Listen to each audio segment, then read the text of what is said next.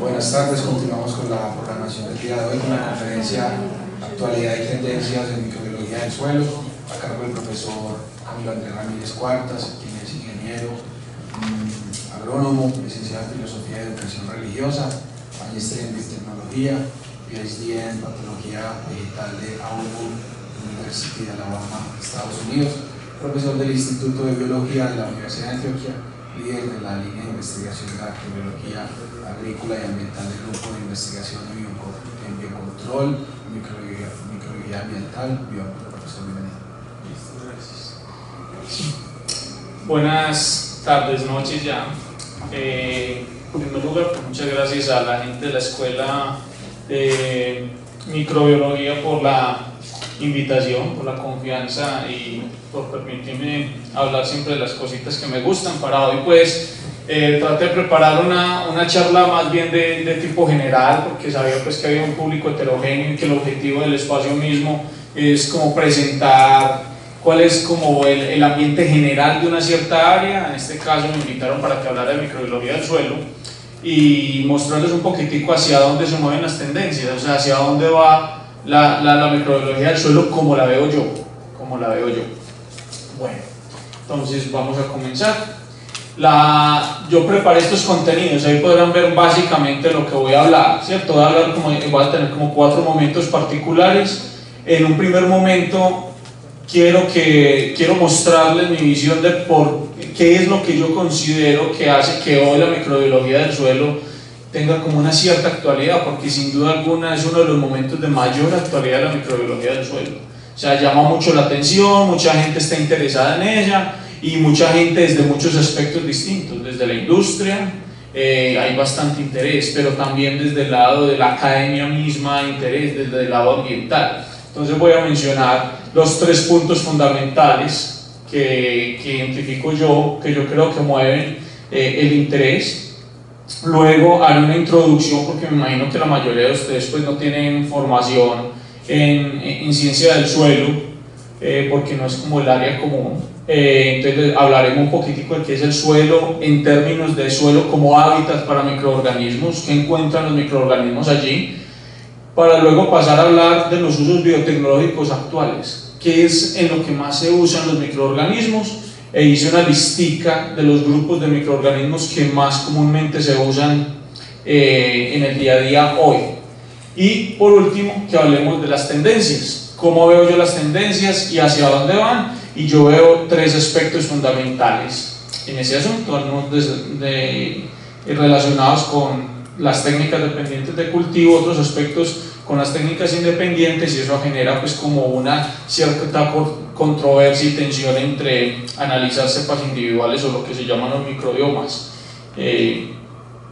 Bueno, vamos entonces a hablar del primero de los puntos sobre la problemática. Entonces, como verán, identifico 3 puntos fundamentales. Los 3 puntos fundamentales tienen que ver con el hecho de para qué es el suelo, la función oficial del suelo. En nuestra área el uso del término suelo es completamente distinto al que hacen los ingenieros civiles. Eso es algo importante para que diferencien bien cuando se busca un libro de suelos, si es un libro de ingeniería, un libro de suelos, y el libro es de agronomía o de biología.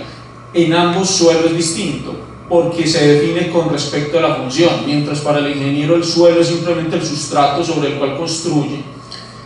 Lo que le interesa a él son las propiedades para esa construcción, mientras que para los biólogos, para los microbiólogos, para los agrónomos, el suelo, su función no es soportar estructuras sobre él, sino soportar el crecimiento vegetal. Y entonces las propiedades que interesan de ese suelo son las propiedades que tengan que ver con el crecimiento de las plantas, porque en todo lo demás hoy, en orden ambiental y en orden agrícola, sabemos que nosotros dependemos de las plantas, pero de alguna manera entonces también sabemos que las plantas dependen del suelo. El suelo sin duda alguna es soporte de la vida vegetal, y es sobre eso que se determina si un suelo es funcional o no es funcional. De hecho, en el día a día todos podemos determinar qué consideramos un suelo degradado. Si yo les hago la pregunta a ustedes ¿qué ven cuando consideran que un suelo está malo? ¿Qué es lo que les indica a ustedes que el suelo está degradado? Si van por algún paraje y ven ese suelo está malo, ¿qué es lo que ven o qué es lo que no le ven? Tiene plantas, ¿cierto? O sea, directamente eso está asociado con la funcionalidad del suelo desde el punto de vista ambiental, la capacidad para soportar vida vegetal.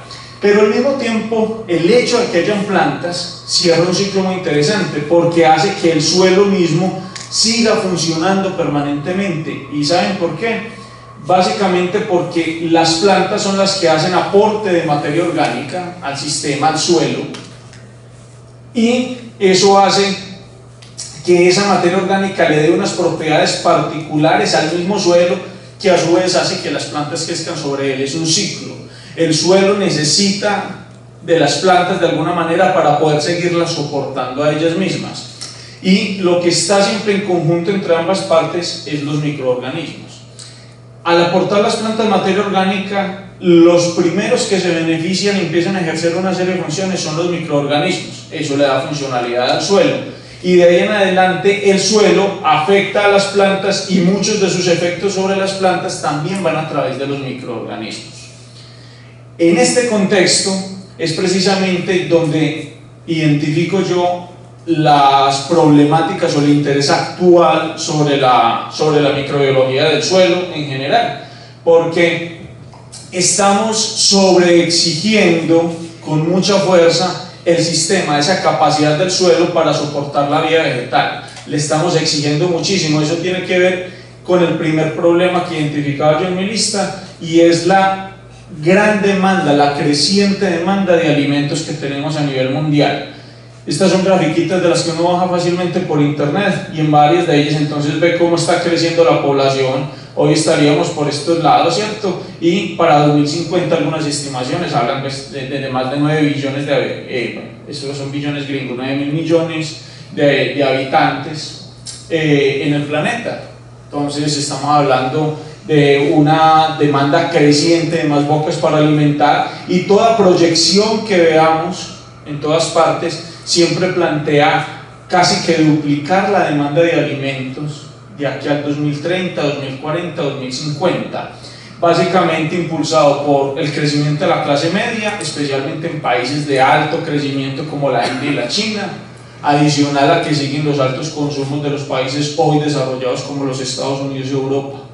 Entonces eso hace que se siga demandando todavía más alimentos, y varios de ese incremento tendrá que ver con que sembremos más áreas, por ejemplo, o que sembremos con mayor intensidad esos terrenos, pero también con que utilicemos variedades de plantas que tengan productividades incrementadas, ya sea porque incrementamos la densidad o porque estamos utilizando variedades vegetales con una capacidad mayor de productividad. En cualquiera de los dos casos, lo que se está haciendo es una sobrecarga sobre el sistema suelo para poder soportar el crecimiento de ellas. Ese es un primer rasgo clave que hoy hace que se llame la atención sobre la microbiología del suelo, porque se ve como uno de los componentes afectados y se ve como una de las potenciales soluciones a esa situación de demanda creciente. Y no solamente de comida, ya aparecieron también los biocombustibles. Los biocombustibles van a seguir ejerciendo mayor presión sobre el sistema suelo. Eso con procesos también adjuntos a él, como la minería, van haciendo y van mostrando ya en varias partes del planeta procesos de degradación supremamente fuertes, supremamente marcados. Acá, por ejemplo, les traigo una imagen como esta, donde obviamente es el hombre el que está mediando el proceso de degradación, un proceso claramente antropogénico, pero también hay procesos más o menos naturales, ¿cierto?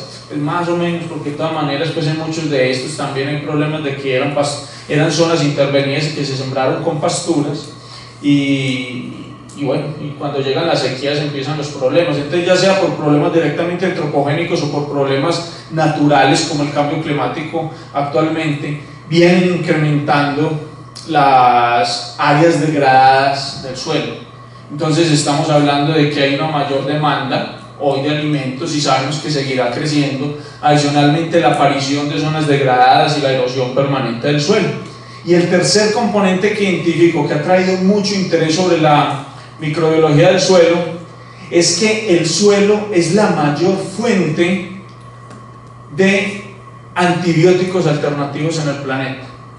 Durante la década pasada, 2000 hacia adelante, gracias a un evento muy particular en los Estados Unidos, se dio una inversión creciente y supremamente alta en microbiología del suelo, con el énfasis de buscar antibióticos. ¿Qué fue lo que pasó a principios del 2000?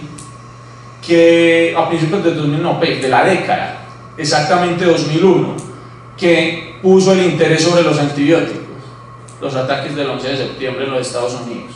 O sea, eso definitivamente, ahí ve uno mucho la importancia de los sociólogos y las ciencias políticas cuando nos decían que eso iba a cambiar el panorama mundial. Aún en la ciencia, en mi campo, entonces lo vimos claramente.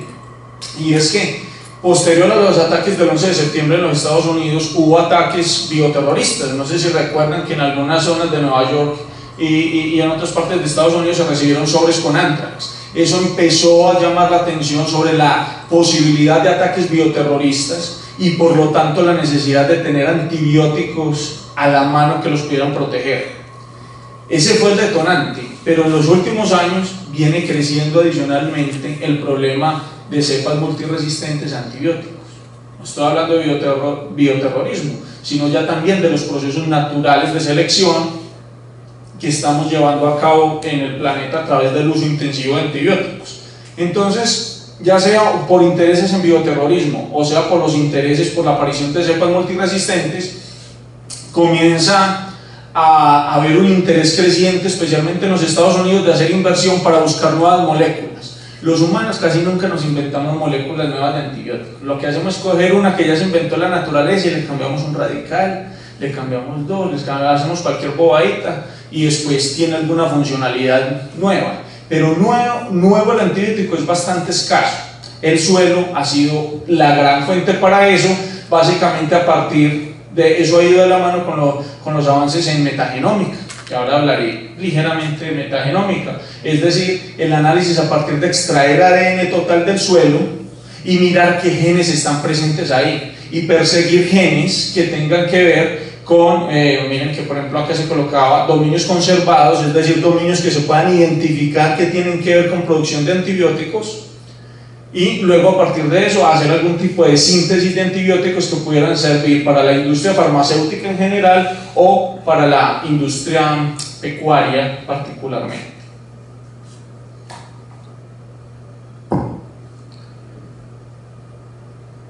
Esos son los tres problemas que yo identifico particularmente de qué atrae el interés sobre la microbiología del suelo. Una demanda creciente de alimentos, un incremento en la degradación del suelo y la preocupación por lo que eso pase y lo que eso pueda llevar, y una necesidad de nuevos antibióticos. Hablemos ahora entonces en sí, hombre, ¿qué es el suelo? Y el suelo como ambiente, como hábitat para microorganismos, que incluye. Ahí tengo tres puntos particulares. Uno es que pensemos primero en el suelo a una escala macro, que de pronto los que trabajamos en microbiología no estamos tan acostumbrados, ¿cierto? Pensemos en una escala macro, luego pensemos en una escala que le llame micro, pero no es realmente microscópica o se mueve entre lo microscópico y lo muy pequeño simplemente, y luego hablar de algo muy particular que se llama el efecto rizosfera y que se da pues en el suelo. Primero, a escala macro. ¿Qué es lo que sucede? O sea, ¿qué es el suelo a escala macro o la escala macro del suelo? ¿Qué involucra? Lo primero es que tenemos que pensar que el suelo tiene dos, digámoslo, componentes o dos aspectos interesantes a nivel macro.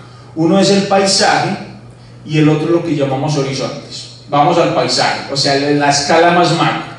Y traje una imagen de un paisaje cualquiera para mostrarles a ustedes que el paisaje mismo, las geoformas que llaman los geólogos o los geomorfólogos, las geoformas van determinando características propias después del sustrato que va a quedar aquí, porque no es lo mismo que se forme un suelo sobre una superficie escarpada como esta, a que se forme suelo sobre un valle como este, por varias razones. Pongámosle algo de sentido común y vamos diciendo algunos datos. O sea, mientras en estas zonas, por ejemplo, va a haber una erosión permanente, una caída permanente de pequeñas partículas, y aquí estamos hablando de procesos geológicos, o sea, de escala geológica. No estoy hablando pues de que yo estoy parado ahí, simplemente lo vi caer, que puede ser, podemos estar hablando pues de eventos como esos, pero también podemos estar simplemente hablando de que a través del viento o con el pasar de los años y por la gravedad van rodando pequeñas partículas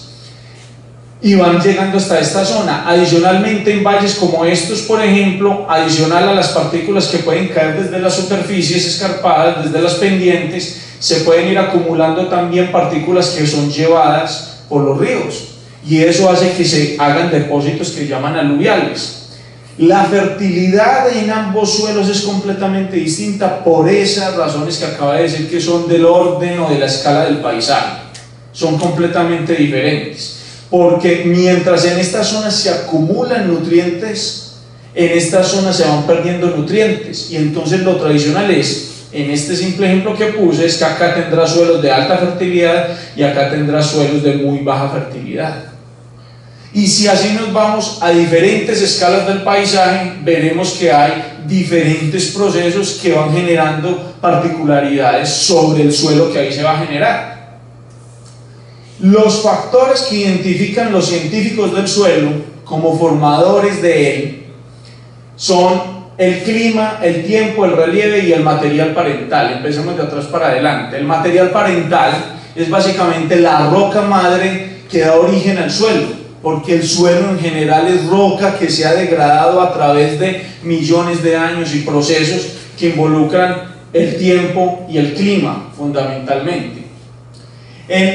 Según sea la roca madre, tendrá esa zona unas particularidades en su suelo. Por ejemplo, llevemos ejemplo, nosotros acá en Antioquia estamos rodeados de diferentes formaciones. Algunas de las más comunes, hablemos del oriente antioqueño hacia el suroeste y lo que va pegando de pronto con el centro del país. Hacia esa zona de allá tenemos influencia geológica de las explosiones de los volcanes del centro del país, en Manizales y toda esa zona, del Parque de los Nevados. Ellos fueron emitiendo ceniza volcánica que se fue acumulando como material parental en muchas de estas zonas. Entonces lo que tenemos ahí son suelos que son producto realmente de la degradación de rocas formadas a partir de cenizas volcánicas. Eso tiene unas particularidades claves, porque por ejemplo las arcillas que se forman de ahí son arcillas que son de tipo amorfo. ¿Por qué? Porque eran explosiones de roca caliente que se enfrió rápidamente, mucho más rápido que otras rocas, y por lo tanto esa roca no alcanzó a cristalizar bien y queda con unas estructuras amorfas. Bueno, ¿y eso qué importa? Importa en el sentido de que queda con unas propiedades químicas muy distintas a las rocas que se cristalizaron bien. Por ejemplo, y una importante para los ecosistemas y para nosotros, el fósforo. El fósforo es altamente fijado, o sea, se absorbe, o sea, en superficie, se absorbe de una manera supremamente fuerte a esas partículas que tienen características amorfas, lo que no pasa con cristales o con estructuras cristalinas. Entonces, en el oriente antioqueño, ver una deficiencia de fósforo en las plantas es supremamente fácil. O colocar un microorganismo, el que el microorganismo no sea capaz de tomar suficiente fósforo del ambiente, es supremamente fácil. ¿Por qué? Porque ahí se amarra el fósforo a las superficies de esas arcillas amorfas que les mencionaba, que se denominan alofanas. Ese es un ejemplo. Nosotros tenemos otros materiales parentales distintos, tenemos que el batolito antioqueño, etc. Entonces, a escala del paisaje, el material parental tiene una importancia clave. Lo mismo el relieve, y del relieve pues ya les hablé ligeramente, el relieve de qué manera puede influir en la formación del suelo. Y el tiempo y el clima, tiempo pues es claro, o sea, en la medida en que un suelo sea más nuevo, o un material sea más nuevo, se habrá meteorizado, se habrá fragmentado por menos tiempo, que si un suelo es más viejo, más antiguo. Entonces, por ejemplo, nosotros acá en el trópico tenemos dos características. Una característica es que nuestros suelos son normalmente suelos que se denominan los edafólogos bastante evolucionados, suelos viejos, digámoslo así. Han estado expuestos al clima durante mucho tiempo. Eso hace que las estructuras químicas de esos suelos sean bien particulares. En general, normalmente los suelos entre más evolucionados son menos fértiles químicamente. Y una de las razones tiene que ver con el clima. En la medida en que han aguantado más lluvia, se van lavando lo que se denominan los cationes, intercambiables calcio, magnesio, potasio, y se van lavando, y entonces el suelo va adquiriendo propiedades ácidas, porque esos son cationes en general con características básicas. Entonces si se pierden se acidifica el suelo, y el suelo pierde fertilidad química. Es decir, físicamente son suelos muy buenos, químicamente son suelos más bien malitos, hay que echarles fertilizante normalmente. Ejemplos de esos suelos: los llanos orientales, oxisoles, todos esos, en el Cauca, en la parte de arriba, o unos bien famosos, el Amazonas. Entonces son suelos que han evolucionado durante muchísimo tiempo, y fuera de eso con una cantidad de lluvia impresionante. Lo mismo, si el clima es cálido, mayoritariamente cálido, el suelo va evolucionando más rápidamente que si el clima es muy frío. Si hay estaciones, también hay efectos sobre eso, que el suelo se congele, que el suelo se descongele. Entonces todos estos factores es importante que los identifiquemos como factores claves en las características que tendrá el suelo posteriormente. Eso a escala de paisaje. Pasemos a la otra escala que denominé macro todavía, y es la escala de que el suelo no es una mezcla heterogénea de cosas, sino que el suelo está organizado por estratos, digámoslo así, que se denominan técnicamente horizontes, y que en este gráfico lo podemos ver. Entonces, mientras en la parte de abajo todavía tenemos roca que apenas está degradando, roca muy gruesa, hacia la parte de arriba tenemos cada vez partículas más finas, con el componente adicional de que hay aporte de materia orgánica. Las plantas, los animales que están en la superficie van aportando carbono, van aportando parte de su materia, y eso hace que ahí entonces hayan vida y haya unos procesos impulsados por los organismos en general, tanto por las plantas como por los animalitos que puedan vivir ahí, porque hay una fauna del suelo. Las lombrices son las más famosas, pero no los únicos. Hay una fauna del suelo y los microorganismos del suelo. Todos esos organismos generan una serie de impactos en la superficie que no se ven al final. Entonces esa estratificación en el suelo es uno de los componentes absolutamente fundamentales dentro de cómo se observa básicamente la formación del suelo. Entonces en este esquema, si partimos de que hay una roca que está sometida a factores ambientales, en particular lluvia, por ejemplo, temperatura, etc., la roca se va fragmentando. El término técnico para eso es que se va meteorizando. La roca se va meteorizando poco a poco, entonces no solo se fragmenta, sino que sufre algunas transformaciones químicas, y en la medida en que empiece a haber plantas en la parte superior, habrá una fuerza extra, como lo dije hace un momentico, que es el aporte de materia orgánica que disparará los procesos vivos ahí, y por lo tanto la interacción. Y una de las cosas que nosotros tenemos que tener en cuenta es que los organismos no solamente vivimos del ambiente, sino que lo modificamos con fuerza, lo modificamos. Los microorganismos modifican el ambiente. Ellos, a través de su metabolismo, por ejemplo, pueden acidificar, pueden basificar, van reduciendo las concentraciones de unos elementos, van aumentando las de otros, etcétera, etcétera, a través de solubilización. Entonces, en este proceso hay un proceso de estratificación, ahí se van formando los estratos. Pero adicionalmente va sucediendo que acá en este estrato, donde hay mayor aporte de materia orgánica, lo que se denomina el horizonte A, y posteriormente el horizonte B, en estos puntos empiezan a suceder una serie de procesos que transforman, que generan transformaciones profundas del suelo. Entonces entremos aquí a lo que yo ya denomino escala micro, después de dejar la escala del paisaje y la escala de los estratos. Miremos qué es lo que pasa aquí ligeramente en esta zona. La primera gran característica es que ahí en esa zona el suelo está altamente fragmentado. Y lo que les presento aquí es pues una caricatura, pero con escala interesante, me gustó por eso, donde si esto fuera el tamaño de una grava, miren ustedes, si esto fuera de 1 a 2 milímetros, esto acá, realmente lo estamos viendo grandote, y esto es un granito de arena. Un granito de arena, ¿cuánto? 1 milímetro más o menos. Habrán partículas que se denominan limo, esto es limo en inglés, y que tendrán este tamañito, ese puntico, comparado con un grano de arena. O sea, yo sé que ya tenemos la idea de un grano de arena como muy pequeño. Un limo es un puntico en esta escala, imagínense. Y una arcilla es invisible en esta escala. O sea que es muchísimo más pequeño que un grano de arena. El suelo en esa superficie empieza a fragmentarse en tamaños diversos que oscilan en estos rangos. Y eso da propiedades físicas al suelo. Las primeras propiedades físicas del suelo tienen que ver con la cantidad de arena, de limo y de arcilla que hay en un suelo, con unas particularidades claves.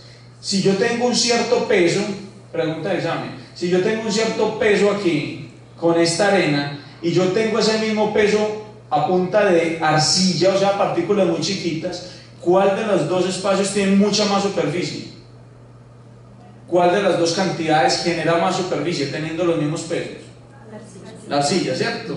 Entonces, el hecho de tener para una misma cantidad de peso muchísima más superficie genera, adicional a propiedades físicas, genera propiedades químicas interesantes, porque empieza a haber expuesto una cantidad de cargas eléctricas que de esta manera no están expuestas. Entonces suelos con más arcilla que con arena tendrán muchas más cargas o capacidad de intercambiar cationes o aniones que los suelos que tienen más arena en general. Pero nosotros también sabemos que los suelos con más arena, por ejemplo, ¿qué les pasa? Filtran más fácil el agua que los suelos que están ricos en arcillas. Entonces, la proporción de arena, limo y arcilla es fundamental como propiedad física, y también pues tiene impactos claros en las propiedades químicas. Tanto que eso se mide en laboratorio y es una de las particularidades fuertes que hay cuando se trabaja con suelos desde cualquier punto de vista. Y eso se denomina textura. La textura de un suelo técnicamente es eso, es la proporción de arena, de limo y de arcilla, ¿cierto?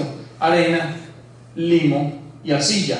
Y según la proporción que tenga de cada una de estas tres, el suelo se va a clasificar acá en donde se crucen las tres variables como franco, si tiene como una proporción similar de las tres, o si tiene un porcentaje muy alto de arcilla será arcilloso, o si tiene un porcentaje muy alto de arena será arenoso, y los in between, los intermedios ahí, listo. Esto es fundamental para poder comprender un suelo que tiene que ver, y ojo, en un suelo con muchas arcillas, con muchas cargas disponibles en superficie, lo único que se pegan a la superficie no son los cationes, no es solamente calcio, magnesio, potasio. También que se pegará, y que es del interés de nosotros, la superficie de una bacteria, por ejemplo. Las superficies de las bacterias no se adhieren de la misma manera a todas las superficies, a todas las otras superficies. Ellas se van a ver más atraídas, ellas tienen carga en superficie, las membranas biológicas tienen cargas, y se van a ver dentro del complejo de intercambio iónico en el suelo también. El otro punto que es clave en esto es que esas partículas de arena, limo y arcilla no están tampoco mezcladas de una manera heterogénea. En el suelo se van organizando por unas ciertas fuerzas, mayoritariamente electrostáticas y algunas biológicas, se van organizando en pequeñas agrupaciones, en pequeños grupos que se denominan agregados. Este esquema que está aquí es en realidad un esquema donde se está queriendo mostrar diferentes tamaños de arena, diferentes tamaños de partículas, es decir, arenas, limos y arcillas, y son lo que estarían aquí agrupados en estos manchones más grandes. Aquí habrían entre ellas, se estarían atrayendo por las superficies, y eso es lo que tenemos en el suelo. Y adicionalmente, partículas formadas, grupos de partículas formarían agrupaciones un poquito más grandes hasta formar algo que se denominan agregados. Si ustedes recuerdan, y yo sé que lo han visto, cuando uno coge un suelo regularmente, el suelo no es polvo puro. El suelo es una serie de granulitos pequeños que de hecho usted coge el granulito y lo puede desmenuzar mucho más. Ese granulito es a lo que se denomina técnicamente agregado. Y ese agregado, además de ser formado por partículas acá de arena, limo y arcilla, tiene adicionalmente intermedios que actúan como cementantes y que son bacterias y son hongos. Si un suelo carece de vida microbiana, no tiene bacterias y no tiene hongos, no se forman este tipo de agregados. ¿Y eso qué implica? Piensen ustedes en que el suelo sea o una mezcla heterogénea, así como un masato mezclado todo con todo, o que esté agrupado por pequeños granulitos. Al estar agrupado por pequeños granulitos, quedan espacios entre los gránulos que permiten la circulación de agua y de aire. Esos espacios se llaman poros. Eso es el espacio poroso del suelo. Solamente habrá agregados y espacio poroso si el suelo tiene vida microbiana, porque la vida microbiana es la que actúa como cementante en estos espacios, pegando agrupaciones de partículas de arena, limo y arcilla. Y eso es lo que se denomina estructura del suelo. Entonces, la textura y la estructura del suelo son particularidades claves para poder entender cómo funciona el hábitat suelo para los microorganismos y para las plantas. Entre otras cosas, porque si a través de un suelo no corre agua y no corre aire, no crecen las plantas. En la mayoría de los casos donde ustedes han visto zonas degradadas, suelos degradados, lo que está fallando ahí es escasez de espacio poroso. Es básicamente eso.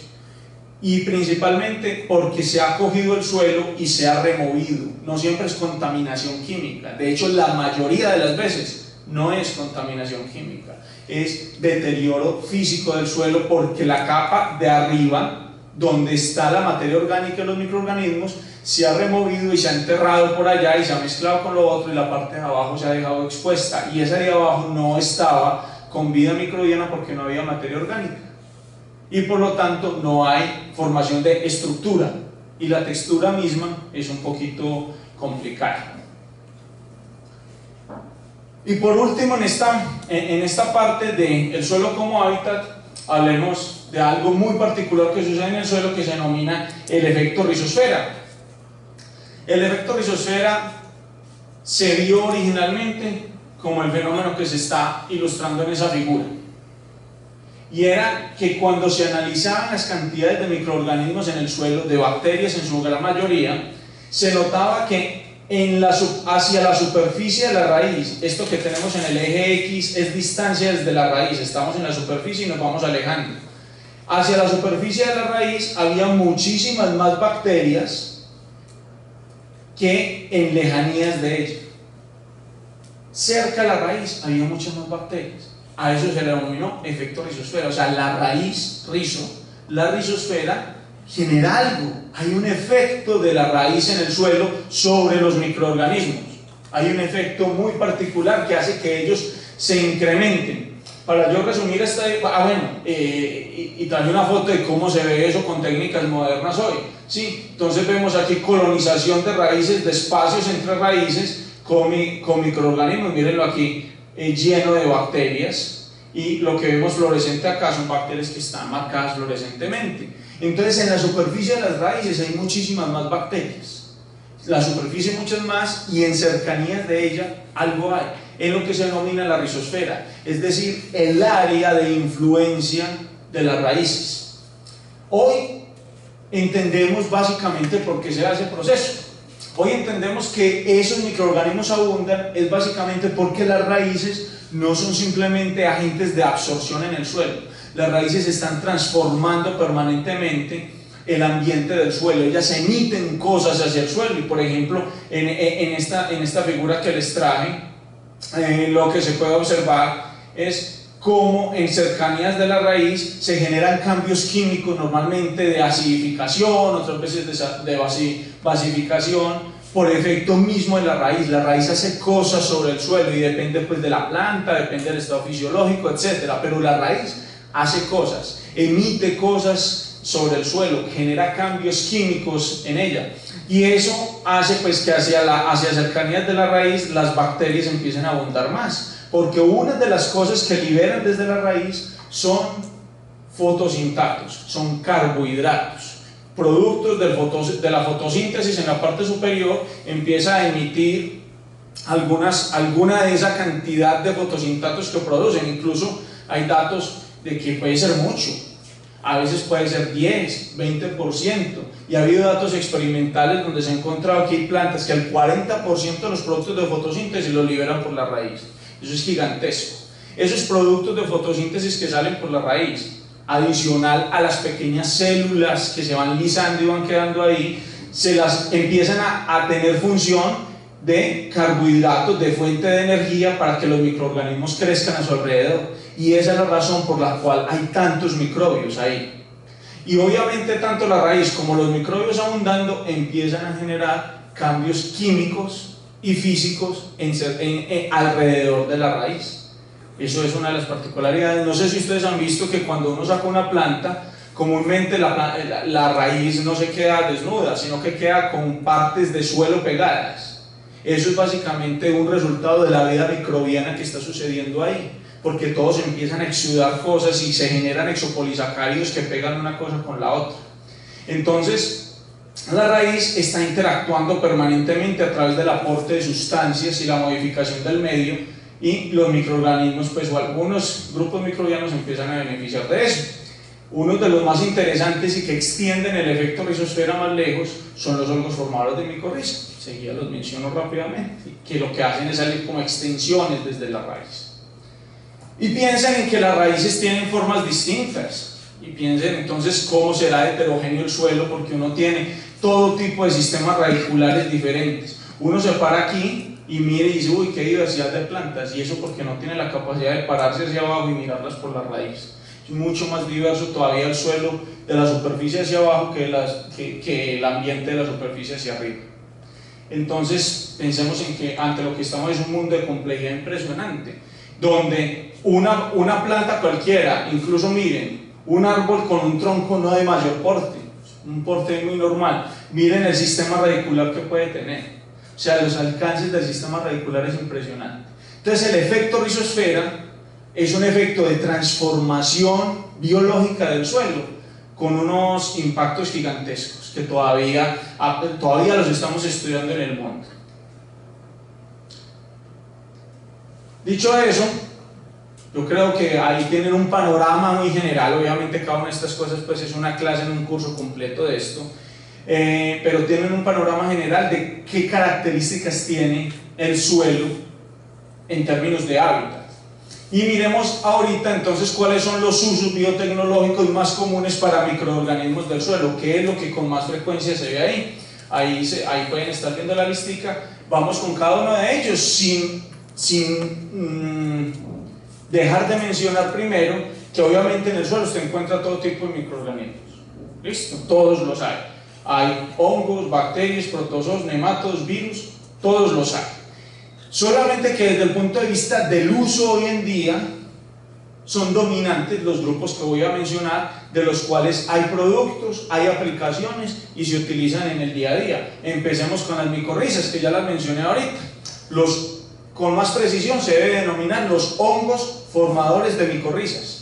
Los hongos formadores de micorrizas son hongos capaces de infectar raíces formando estructuras como las que vemos acá, unas de almacenamiento que llaman vesículas, y estos de interacción con la planta que se llaman arbúsculos, y tienen extensiones hacia afuera que se ven más en esta fotografía, y a través de esas extensiones que tienen ahí hacen que la raíz explore muchísima más cantidad de suelo. Mientras estas fotografías que tengo acá, que les estaba mostrando, son de lo que se denominan endomicorrizas, viven dentro completamente. Esta fotografía quiero hacer claridad en que es de una ectomicorriza, es decir, son de un tipo de micorriza específico para coníferas y que hacen que el suelo se explore mucho más allá, verán, a través de estas estructuras. Ambas son de ectomicorrizas. Bueno, ¿y eso qué le sirve a una planta? Creo que es más o menos intuitivo, o sea, podrán ver que puede explorar mucho más cantidad de nutrientes, puede ir a coger más, y eso es especialmente importante para los elementos que se mueven muy poquitico en el suelo, que no se mueven con el agua, no todos se mueven con el flujo de agua, y el más importante en esto es fósforo, para mencionarlo nuevamente.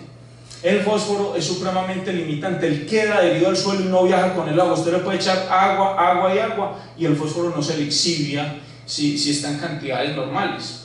Entonces, para una planta poder explorar más volumen de suelo significa, en términos de fósforo, poder tomar más fósforo. Entonces se puede alimentar mejor. Listo. Esas son algunas de las propiedades de las micorrizas. Y miremos ejemplitos rápidos de muchos que pueden haber en muchos lados de la efectividad tan tenaz. Si a mí me preguntan cuál es el microorganismo del suelo que genera efectos más drásticos, no tengo duda en decir que son las micorrizas. Y miren las micorrizas cómo pueden promover el crecimiento de muchas plantas, pasturas en este caso, y en suelos bajos en fósforo, miren las diferencias que puede haber con la aplicación de estos microorganismos, de los hongos formadores de micorrizas. Otro grupo de hongos muy comunes hoy en día, más o menos cercanos a esos, son los denominados hongos solubilizadores de fósforo.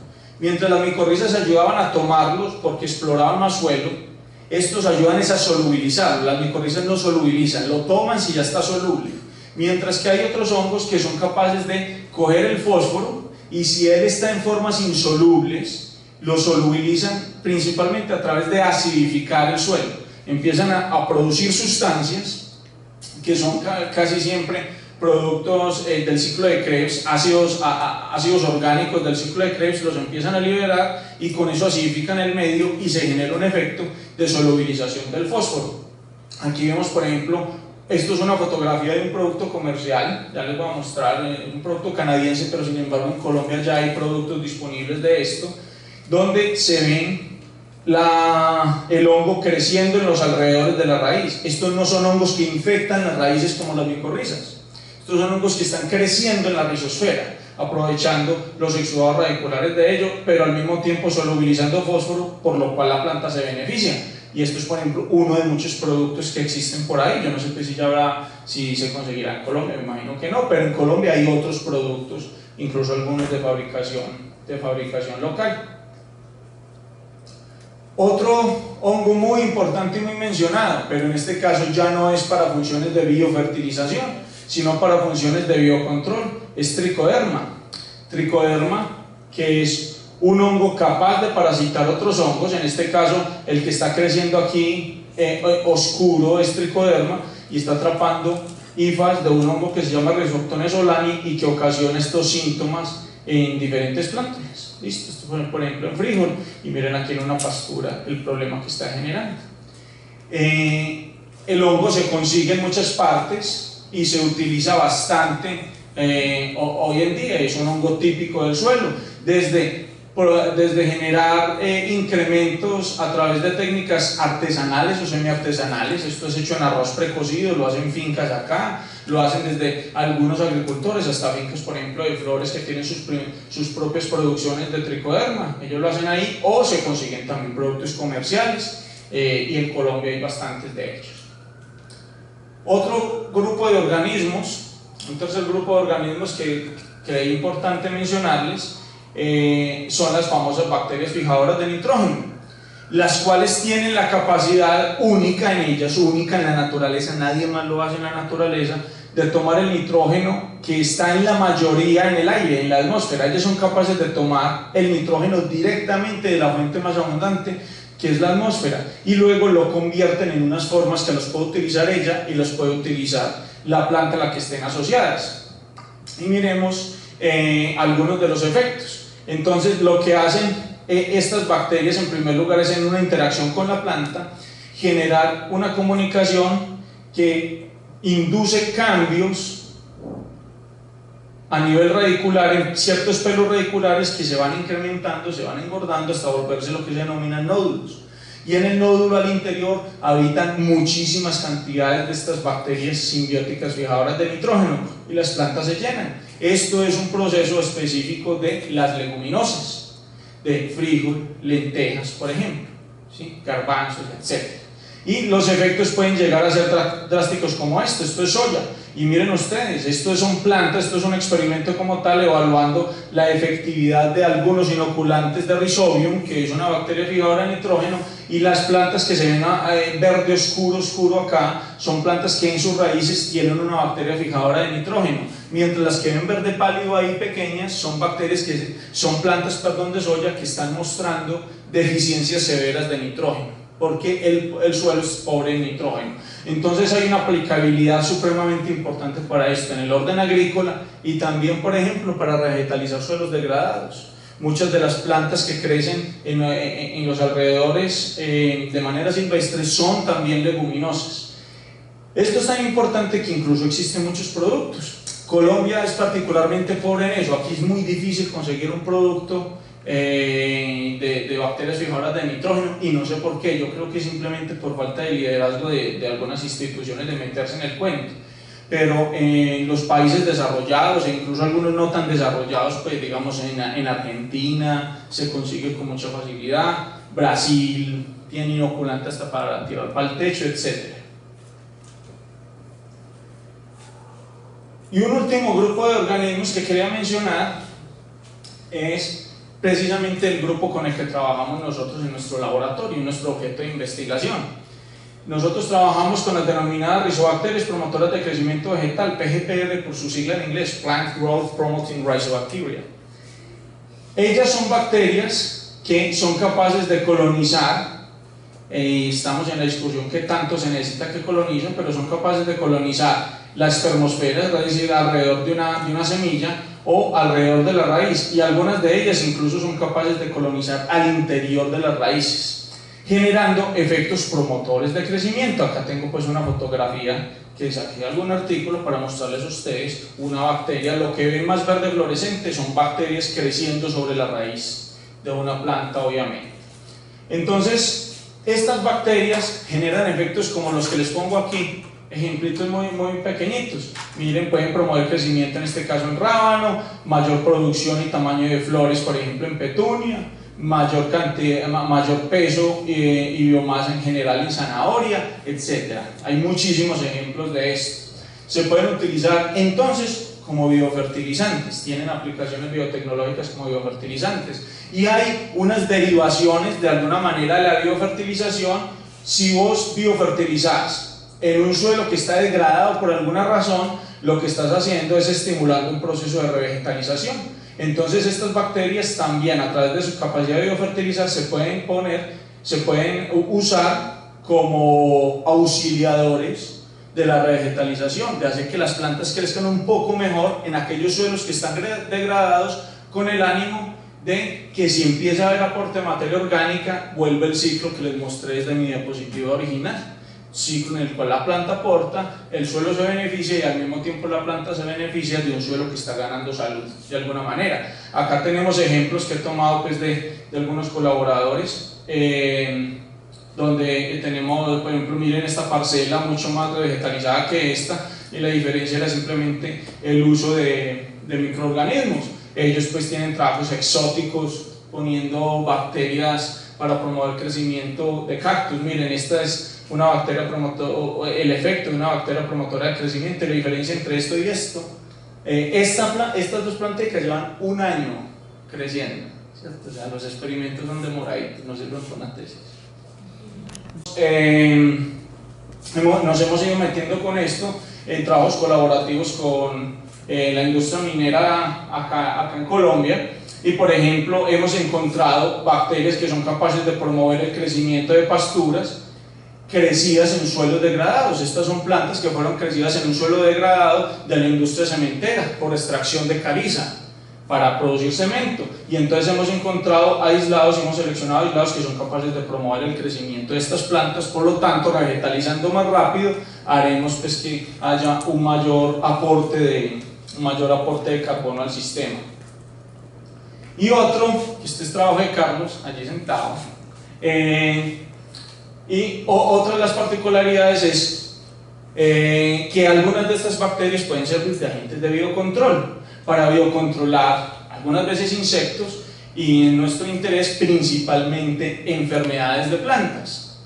Este es un ejemplo de bacterias que fueron sacadas todas del suelo y que acá, por ejemplo, se está mostrando cómo incluso esas bacterias del suelo o el suelo se convierte en una fuente de bacterias para poder controlar enfermedades. Esto es una enfermedad producida por un hongo que se llama Coledotrichum gloeosporioides o Coledotrichum acutatum en mango, y todos hemos visto esas manchas típicas en mango.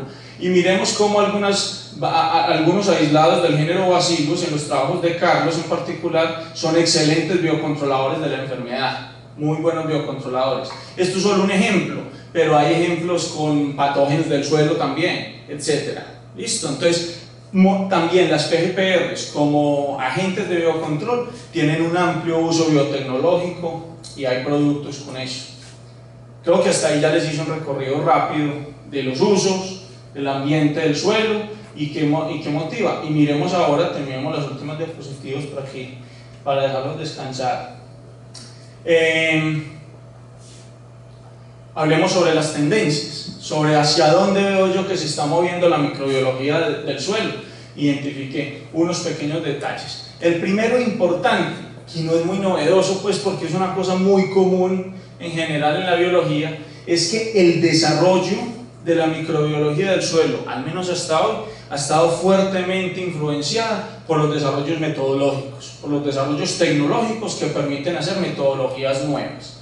Entonces, en la medida en que dependíamos únicamente o principalmente de las técnicas normales de cultivo y poder hacer conteo en placa, conteo por número más probable, eso nos ha dado unas posibilidades. Pero en la medida en que han ido apareciendo otras técnicas, en primer lugar enzimáticas, pero también a partir de la evaluación de ácidos, de fosfolípidos, perdón, en el suelo, etcétera, o ácidos grasos, en el perfil de ácidos grasos, se pudieron empezar a hacer otras cosas. Y hoy la gran revolución está sucediendo gracias a los avances en la capacidad de analizar DNA.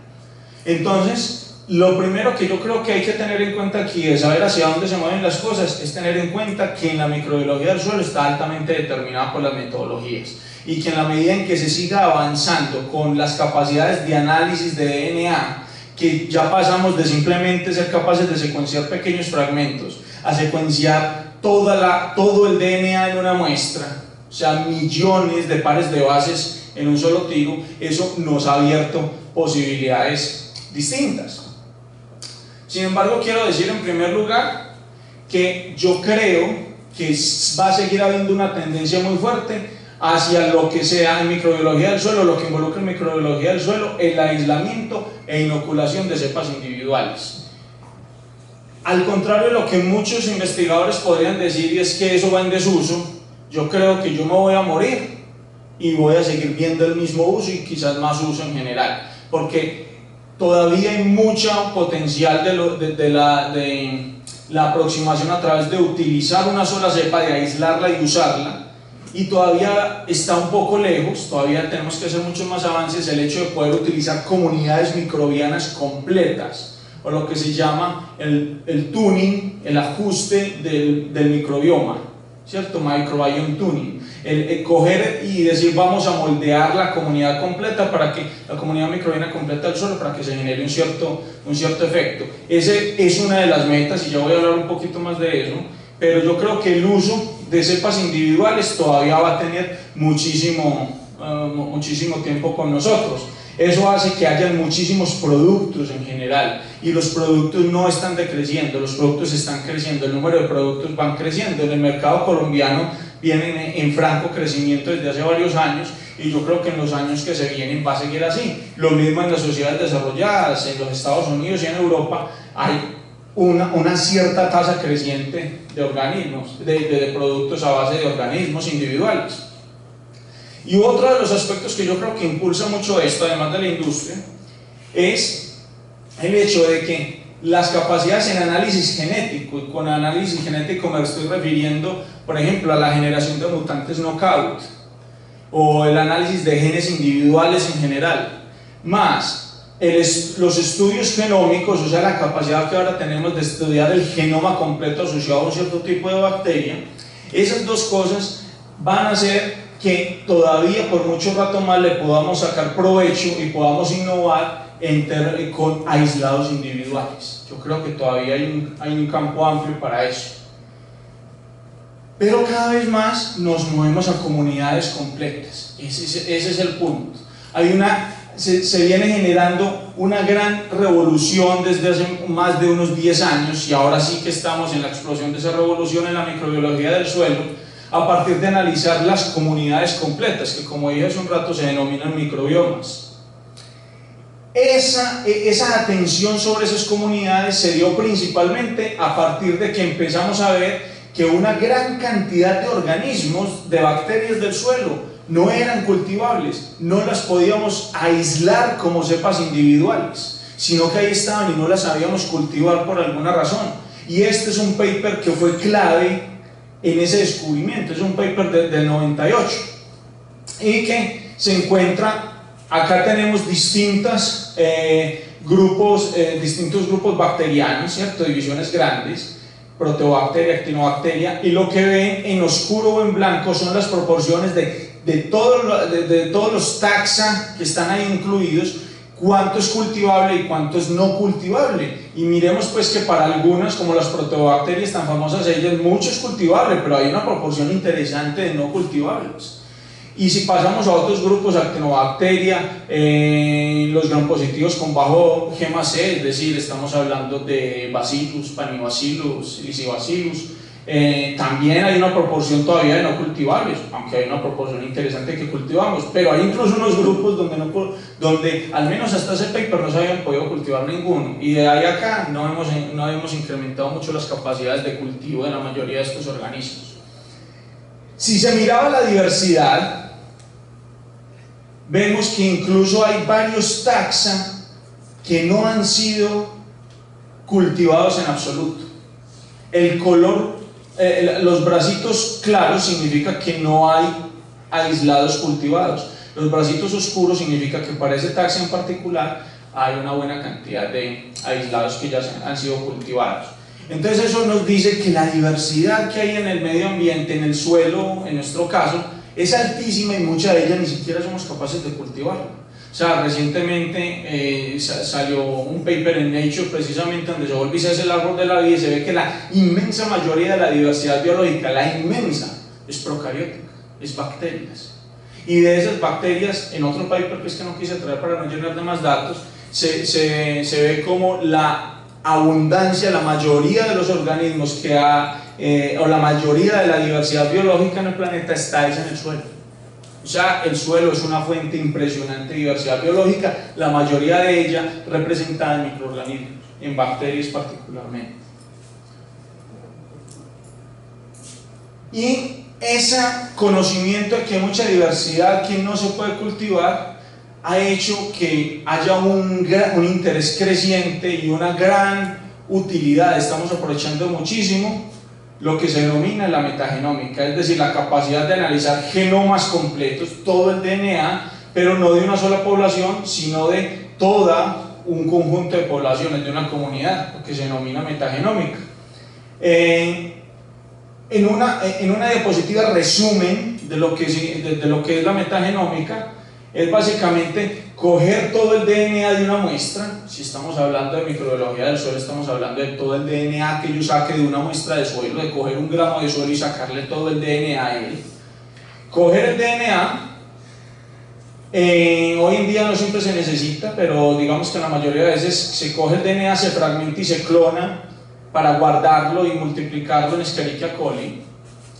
Y posteriormente se pueden hacer dos grandes tipos de análisis con ese DNA que estaba en el suelo y que ahora yo tengo guardado en pedacitos en una biblioteca genómica en Escherichia coli. Uno puede ser coger y hacer análisis funcionales. Esos son los análisis que yo les decía hace un rato, se hacen para buscar antibióticos, por ejemplo. Entonces se clonan estos pedazos en diferentes bacterias, se clona cada pedazo en una bacteria y después se mira si la bacteria produce un antibiótico capaz de matar, por decir algo, estafilococos. Y entonces, una vez se encuentra uno de los aislados con un fragmento de DNA que mataba estafilococos, va y se analiza el aislado y se mira qué ADN había tomado de los que le metimos, qué fragmento tenía, se hace el análisis y de ahí se puede derivar cuál era el antibiótico que estaba. Y eso se denominan análisis funcionales. Estamos mirando funciones, menciona antibióticos, pero lo podríamos hacer para cualquier cosa. Por ejemplo, para moléculas relacionadas o enzimas relacionadas con bioremediación. También se puede hacer y también se hace. Y la otra gran vía es utilizar el ADN no para hacer un análisis de funciones, sino para hacer un análisis por secuenciamiento, generalmente análisis de diversidad. Y entonces ahora yo puedo decir cuáles son todos los diferentes taxa, los tipos de bacterias que yo tengo en una determinada muestra. Esto viene revolucionando, viene creciendo fuertemente en todo lo que son las investigaciones en microbiología del suelo. Y tengo unas dos últimas diapositivas para mencionar dos herramientas, dos aproximaciones que yo considero que no son tanto metodológicas, sino conceptuales, y que también vienen marcando una tendencia y creo que seguirán marcando una tendencia en las décadas que vienen en microbiología del suelo.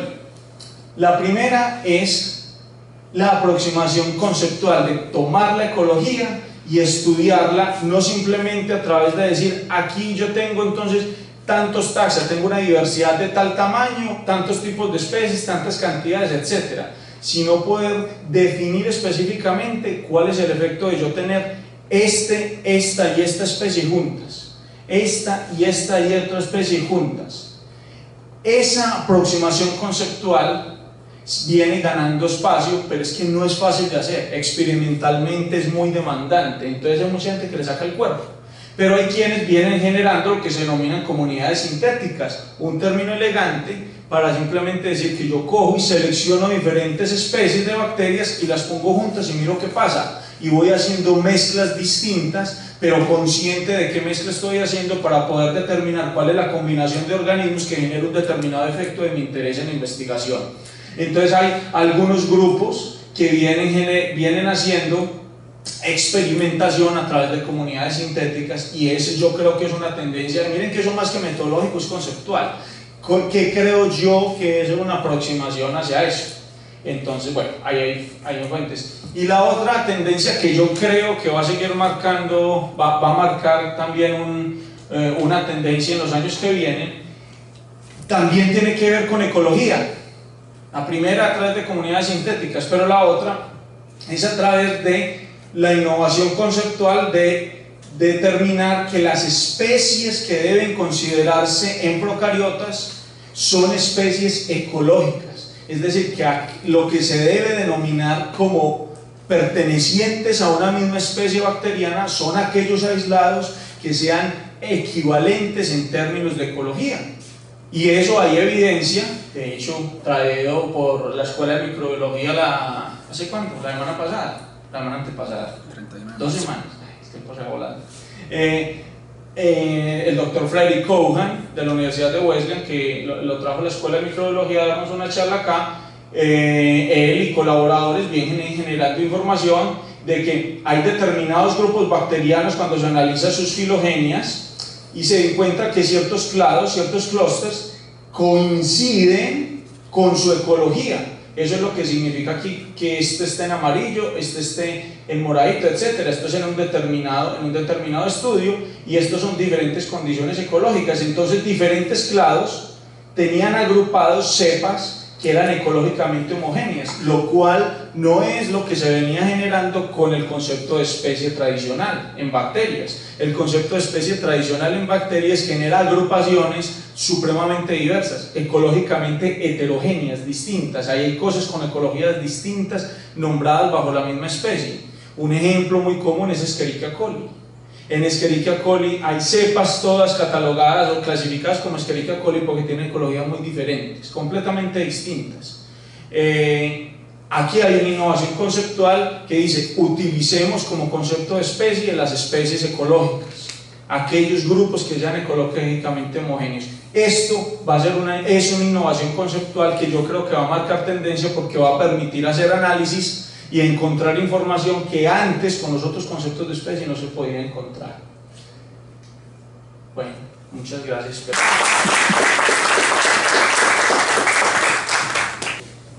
Bueno, mi nombre es Marta Zuluaga. Tengo una pregunta con respecto a las pruebas genómicas en el suelo. Desconozco mucho de eso, de pronto por eso es mi pregunta. ¿Qué posibilidades hay de que se confunda un genoma que puede ser microbiano con un genoma de otro organismo que quedó libre? ¿Eso es posible o eso es imposible? No, a ver, en medio sí se puede determinar, o sea, la respuesta corta es esa, sí se pueden diferenciar. Habrá cosas que sean de difícil diferenciación, de pronto habrá fragmentos que me imagino que no serán posibles, pero en términos generales sí se puede. Por decir algo, se utilizan herramientas tales como que para las bacterias, por ejemplo, se conocen cuáles son los códigos genéticos que se utilizan para transcribir a unas ciertas proteínas. Entonces, si usted conoce cuál es el código genético de las bacterias y que tiene unas diferencias en ciertos codones con lo que se encuentra en una eucariota, ya sea un insecto, en una lombriz, en una planta, en un resto de plantas, cualquiera de las cosas, si usted encuentra en su genoma ciertos rasgos o características que son propias de eucariotas, pues podrás decir: esto es de una eucariota. Tiene limitaciones, hay cosas que se pueden hacer y cosas que no se pueden hacer, pero digamos que hasta el momento se van sorteando las particularidades con eso. O sea, que sí existe la posibilidad de que se confunda un genoma. Sí, también existe la posibilidad. Pues no es genoma, es que de hecho la técnica lo que hace es coge todo el ADN y el ADN lo fragmenta. Entonces al final, digamos, si usted no tiene una buena guía, usted no va a poder saber a qué organismo pertenece toda una porción de ADN, sino que usted tiene eso fragmentado por completo.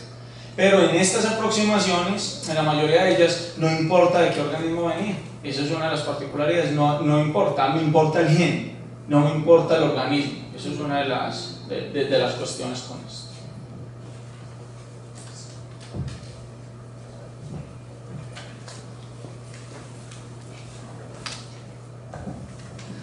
Profe, yo le hago una pregunta. Por ejemplo, si yo tengo una muestra pues heterogénea y de esa muestra, por ejemplo, el 70% no es cultivable, ¿y cuál sería el camino a seguir? ¿Cuál sería pues, lo indicado? Y sé que esa muestra es importante y que me sirve para tal cosa. ¿Qué es lo que sigue o qué es lo que se hace?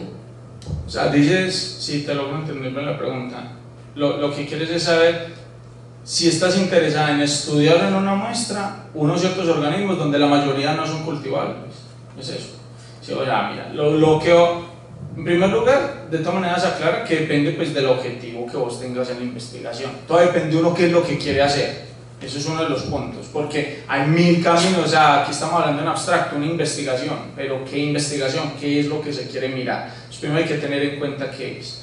Si tú quieres saber qué tipos de organismos hay, qué taxas distintos hay en una muestra y que no son cultivables, la aproximación es metagenómica, y en resumen es básicamente coger el suelo, le extraes el DNA, hay kits comerciales para eso, pero hay procedimientos pues, que se siguen en laboratorio, muy fáciles. Se extrae el ADN y luego tenés el ADN en un liquidito, en un Eppendorf, lo tenés ahí nadando todo el ADN, y de ahí ya se puede utilizar ese ADN para varias cosas. Y lo que quieres es averiguar cuáles son los tipos de bacterias que hay ahí. Entonces lo que se hace es empezar a generar por PCR amplificados de las regiones que identifican bacterias, y entonces los amplificas y los tenés en cantidad, y luego se manda a secuenciar por tecnologías de última generación o de Next Generation Sequencing. O sea, estamos hablando de Illumina 454, ION, Torrent, etcétera.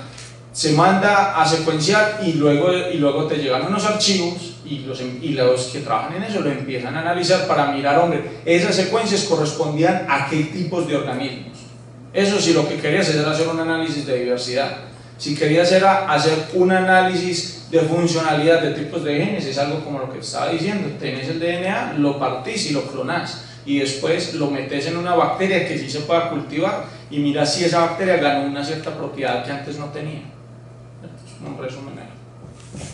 Mi nombre es Ana María Araque, soy estudiante de Ingeniería Agronómica y más que una pregunta, un comentario y felicitarlos. Es chévere ver a un ingeniero agrónomo trabajando en esta área de la ciencia, pues de la microbiología, es muy chévere. Gracias.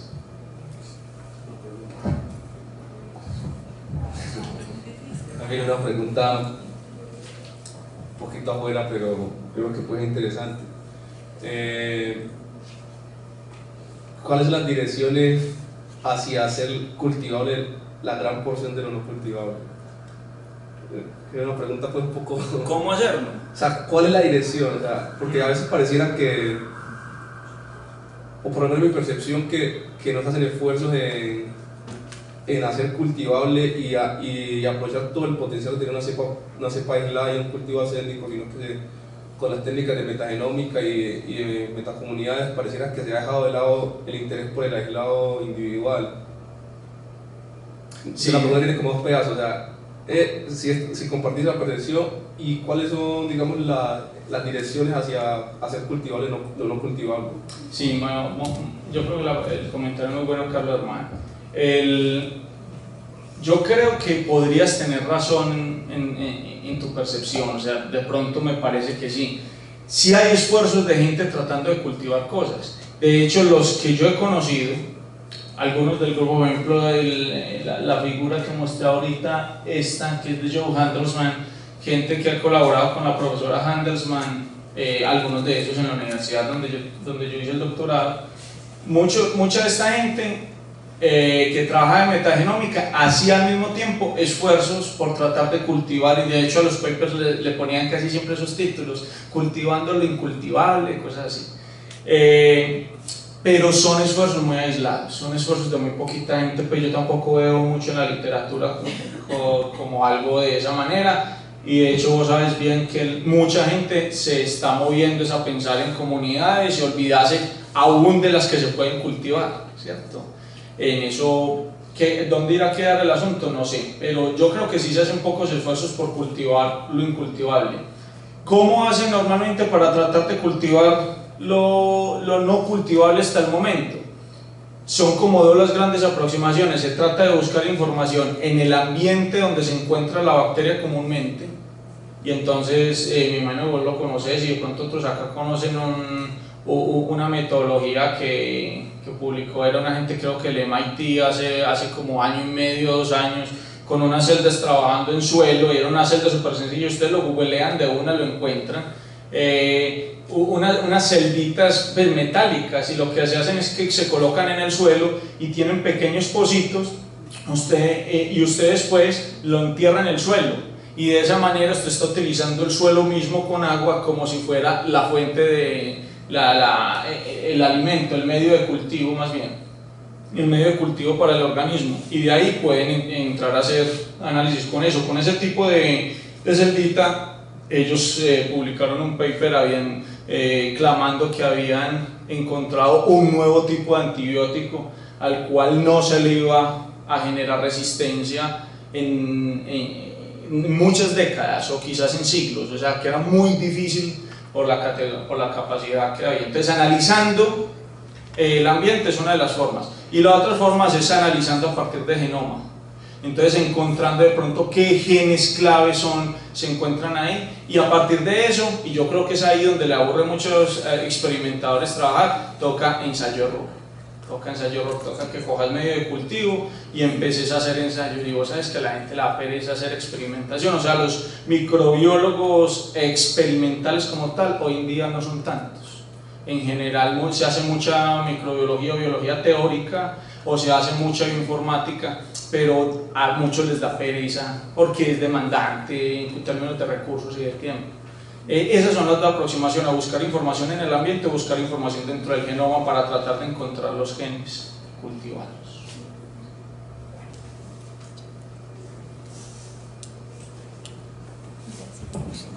Hola Camilo, ¿cómo estás? Bueno, no, buenas noches. Lo primero, Camilo, felicitarte por la exposición, porque creo que le dice pues como un enfoque muy interesante Y yo también coincido mucho contigo como en, digamos, esas 3 razones que expusiste al inicio de por qué la importancia del suelo, de esa presión que estamos generando en él o sobre él, y pues obviamente el impacto que eso está teniendo en términos de todo tipo, ¿cierto? Tú hablabas de las visiones que tienen y pusiste ejemplo de 2 profesiones, los agrónomos o nosotros los microbiólogos, y cómo lo ve un ingeniero civil, cuál es la visión que tiene del suelo, y obviamente es diferente. Tengo como algunas preguntas, te puedo hacer corticas, y algunos comentarios, especialmente con lo que dijo Carlos, el último comentario. Yo pensaría que básicamente la razón podría ser, además de lo que tú dices, que es como, digamos, esa complejidad de hacer investigación en suelo y aislar y tratar de hacerlo, es porque tal vez la mayor cantidad de investigaciones se han enfocado más en el resultado, es decir, me interesa que un contaminante se vaya del suelo, tal vez no es tanto el interés de quién está haciendo y qué está haciendo, cómo lo hace, sino finalmente estaba, ya no está, entonces me interesa es quitar ese compuesto que está causando un daño. Y coincidía mucho tu exposición con la exposición que vimos anteriormente, que era de biorremediación en aire, y la profesora nos hablaba básicamente que pues la idea es que no se genere la contaminación, pero pues finalmente va a estar ahí. Y hablaba también de la biorremediación, y lo sabemos, que por ejemplo el ejemplo que pusiste del trabajo de Carlos con el mango, que dijiste tanto para el mango como para el cactus que tenía 1 año de crecimiento, yo pensaba, es que es mucho tiempo, y a veces estrategias o problemas que se deben solucionar rápido y yo me voy a demorar 1 año, eso genera tal vez como decir, no, entonces vámonos por la estrategia B, porque esta que era realmente más limpia con el ambiente, pues me genera más tiempo, de pronto no más gastos, pero sí más tiempo. Entonces eso pues ahí es como una observación. Lo otro que quería contarte o preguntarte más desde cuál es tu posición, yo veía que, pienso por las imágenes que pusiste, que estás muy a favor de la adición de sustancias al suelo, de partes de microorganismos, todo eso, y pues ponías que es lo típico en ecología microbiana, es que uno asume el suelo como una caja negra, porque finalmente sabemos que entra, sabemos que sale, pero desconocemos mucho de qué hay, cuáles son los procesos que están ahí. ¿Vos qué posición tenés frente al uso de esos microorganismos en suelo, en términos de la modificación que eso puede traer al ecosistema propio del suelo? Uno, y te lo enfoco con una pregunta también, con la última diapositiva que pusiste del doctor Cohan, y era del término de ecotipo, ¿cierto? De especie basado en la ecología, porque yo decía, mira que esa adición de sustancias al suelo pues termina generando cambios en ese ecosistema, y cómo esa nueva visión de especie en términos de la ecología va a variar dependiendo de lo que se genere ahí. Si bien vamos a tomar el término para abreviarnos todo el trabajo que tiene el concepto de especie en procariotas, lo vamos a abreviar mirando en términos de la ecología, pero también es cierto que si tú cambias un microorganismo, ese microorganismo en otro ambiente puede exponerte otras características que no tenías ahí. Entonces, si el concepto de especie lo tomaste con base en la ecología, pues mira que van a haber cambios. Entonces, básicamente son 2 preguntas. La primera, ¿qué piensas de la adición de sustancias al suelo? Y eso cómo afectará esa idea del concepto de especie en procariotas. De organismos al suelo. A ver, es difícil responder porque lo que hay todavía es mucha ignorancia en el tema. Entonces, para muchos, y me imagino que es pues como la inquietud tuya pueden hacer de ahí, para muchos la adición de un microorganismo al suelo equivale, por ejemplo, a ingresar un organismo que antes no estaba en un cierto ecosistema, con los desastres que hemos conocido con macroorganismos, con animales, con algunas plantas, y tener al final invasores en un cierto ambiente. Ese tipo de cosas, digamos que yo pienso, para arrancar por ahí, que no se pueden descartar. O sea, yo creo que eso sí podría haber un efecto como ellos, pero ¿qué puedo decir? Nunca he visto evidencia de eso. O sea, yo nunca he visto un paper en el que se haya mostrado que después de adicionar un cierto microorganismo hubo una invasión de ahí en adelante. vemos cosas que no son a través de microorganismos benéficos. Por ejemplo, la llegada de un patógeno y la infestación de un suelo, un patógeno del suelo, es de alguna manera una invasión también, ¿cierto? Entonces, viendo eso, yo digo, no debemos descartar lo otro con los otros organismos, pero que se haya reportado hasta el momento algo parecido a una invasión de un microorganismo que se dice, yo nunca he visto nada.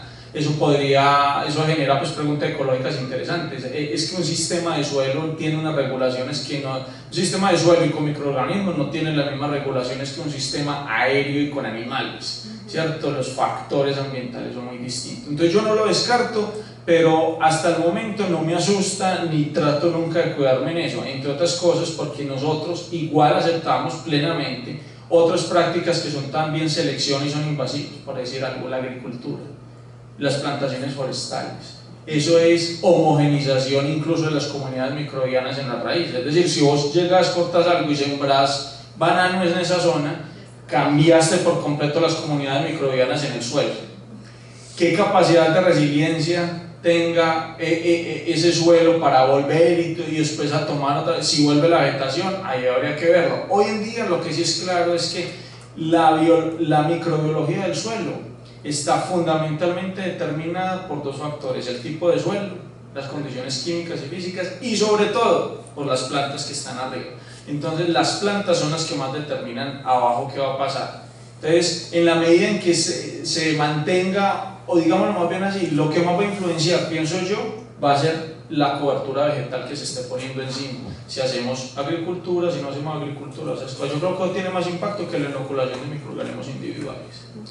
Y con respecto a la pregunta del concepto de especie o de considerarlos ecología cuando se saque para otro, lo que pasa es que el concepto es un poco abstracto y toca quedarnos, y me vas a tener que invitar a más de un tinto. Pero básicamente el juego es que cuando se dice que los grupos son ecológicamente homogéneos, no se refiere simplemente al hábitat donde se ha encontrado, sino que se refiere al nicho, es decir, a todo el rango de hábitats, digámoslo así, todo el rango de hábitats, todo el rango de factores ambientales en los cuales la cepa crece. Entonces, el hecho de cambiar yo un ambiente aquí no me genera realmente un cambio en el ecotipo. Lo que voy yo a hacer, ahí si genera un cambio, es que yo seleccioné otros ecotipos ahí en ese suelo, pero en otro lado estará vivo quizás el ecotipo, empezando porque cada estos organismos son supremamente ubicuos, están en todas partes. Entonces cambios puntuales generarán procesos de selección puntual en el sitio, pero siempre que existan en la naturaleza otros nichos, que caigan otros hábitats que caigan dentro del nicho de mi bacteria seguirá estando ahí. Agradecemos al profesor Camilo Ramírez por su presentación. Muchas gracias nuevamente a la profesora Nancy Pino Rodríguez y al profesor Camilo Andrés Ramírez Cuartas por haber aceptado compartir con nosotros sus conocimientos del día de hoy. Al productor Roche S.A. por su continuo apoyo al programa de educación continua Actualicémonos, y a ustedes amigos acá presentes por acompañarnos. Esperamos que todos los conceptos abordados hayan sido de gran interés y constituyan un insumo para el ejercicio y desempeño de sus funciones profesionales. Nos esperamos el próximo martes 10 de mayo en el mismo lugar donde estaremos hablando sobre diabetes. Recuerden visitar nuestro sitio web microbiología.uda.edu.co, microbiología.uda.edu.co, y en nuestras redes sociales donde podrán encontrar noticias, eventos y actividades de la Escuela de Microbiología. Que tengan una feliz noche. Gracias.